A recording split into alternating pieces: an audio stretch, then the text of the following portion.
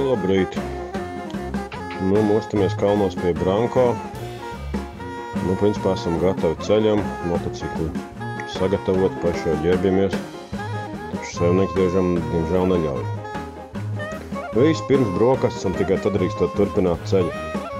Nu, uzstādījums ir tik dzelžēns, ka nav iespējams atteikt.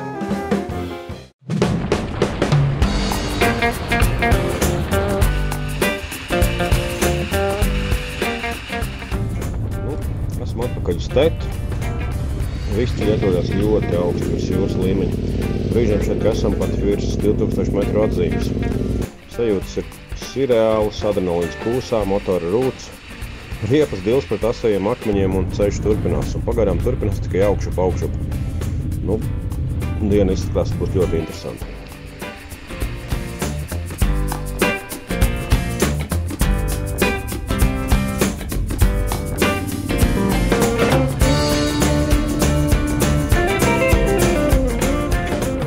Ceļš mūs vēd caur ģeneratoru parku, caur vēja ģeneratoru parku. Tie tur ir satapuši kalna galotnē, tā kā sēnes pēc lietas. Braucam pār dažādām kalnu pļavām, caur lauku mājām un brīžiem diezgan pamatīgi manevrējam starp akmeņiem un dubļu peļķēm.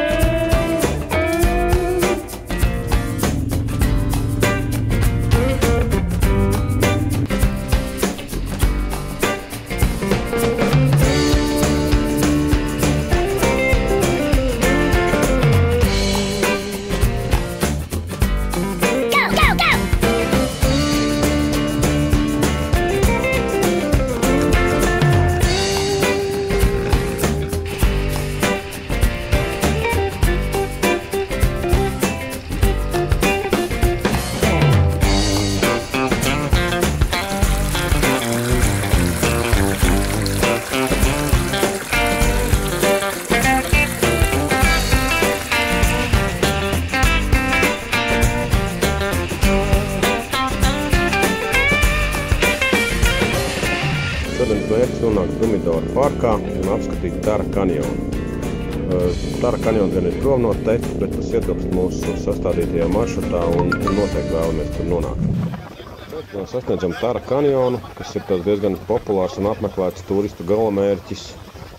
Un dosimies izmēģināt braukšanu ar trīsi. Tas gan laikam īpaši tāds speciāls būs un tāds īpaši interesants guļzim, tāpēc, ka viņam ir bailes no augstuma.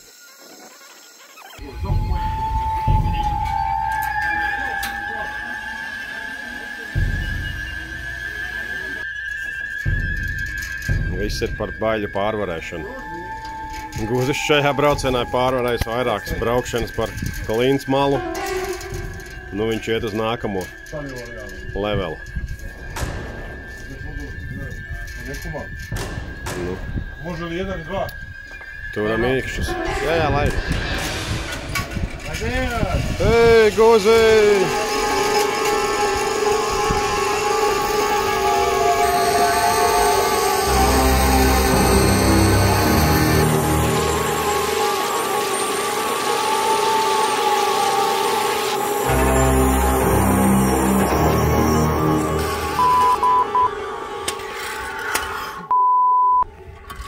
Sit down. Are you scared? Yeah. Yeah. Ne može više, ba. Ne može više.